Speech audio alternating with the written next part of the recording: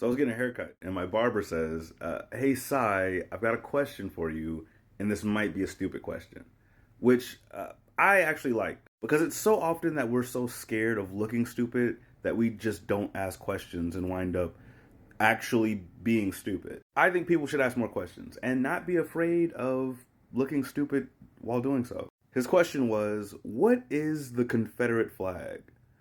Which was really random for the haircut, but I was like, okay, yeah, I'll tell you. And as I was telling him, I was thinking, wait, this could make a good video.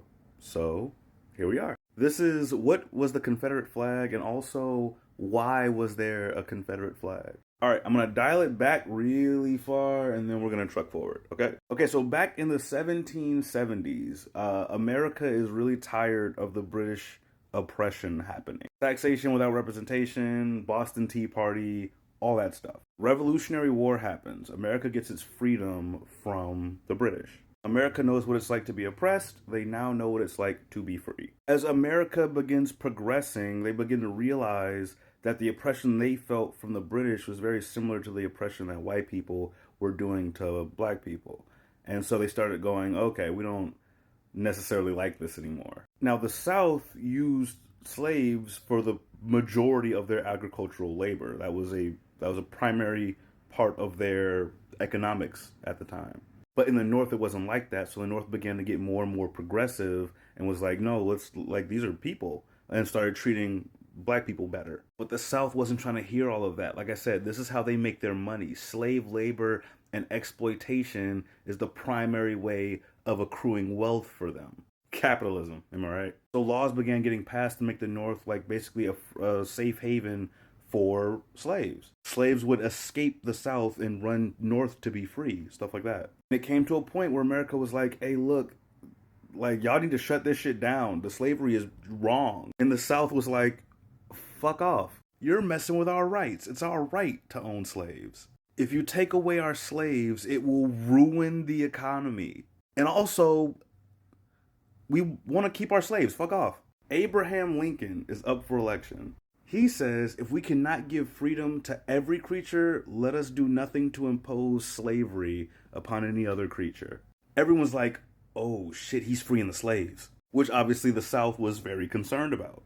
He gets elected and politicians are like, this is an act of war. That's it. He's freeing the slaves. Southern states get together and say, let's just leave. Let's leave the United States. They secede, they withdraw from the United States and become their own confederacy. First it was South Carolina, and then a bunch of other states followed. It was a total of 11 states that left the Union. And they created their own government with their own constitution and everything. During this secession process, while states were figuring out if they wanted to stay in the Union or not, a Southern force fired on Fort Sumter, which was a Union base. Abraham Lincoln was like, okay. And then he started gathering troops from the different states to like enforce the rules. And a lot of states didn't like that, which prompted some states that were on the fence to also leave. So they want to be their own nation. They're working on their own government. They need their own flag. They come up with this one. This was the actual official flag for the Confederacy, which, I don't know. To me, it had the vibe of, hey, bro, can I copy your homework? Yeah, man, but don't make it look too obvious. Once battles started breaking out, this flag became a really bad one to wave because of how similar it looked to the Union flag. People were getting confused. So in battle, they stopped using that flag and they started using this one. This one is now known as the Confederate flag. However, it was never actually an official representation for the Confederacy. It was just the flag they used in battle to show whose side was whose. They had the original. They had this flag, which a lot of people didn't like because of how much white is on it. It looked too similar to like a surrender flag, so they didn't really like this one. But it's similar to the battle one, except it's a square shape, and then all of this white on the flag. And they had this one, which had the red bar, and they put this one in about 2 months before Robert E. Lee actually surrendered. Oh yeah, by the way, the Confederacy lasted 4 years. So yeah. But yes, the flag everyone refers to as the Confederate flag was actually just their battle flag so that they wouldn't shoot their own people. So yeah, that's what the Confederate flag is. That's why there is a Confederate flag. That's what happened.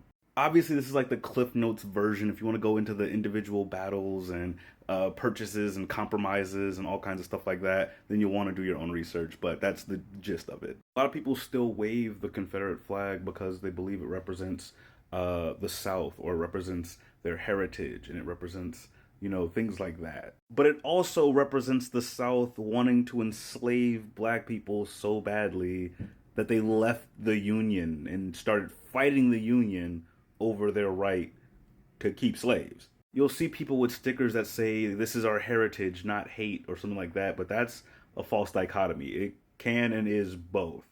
Like, you can call it heritage, but it's the heritage of 4 years of fighting the people who wanted to free the slaves. You know what I mean? But yeah, that's my breakdown. I'll see you guys in the next video.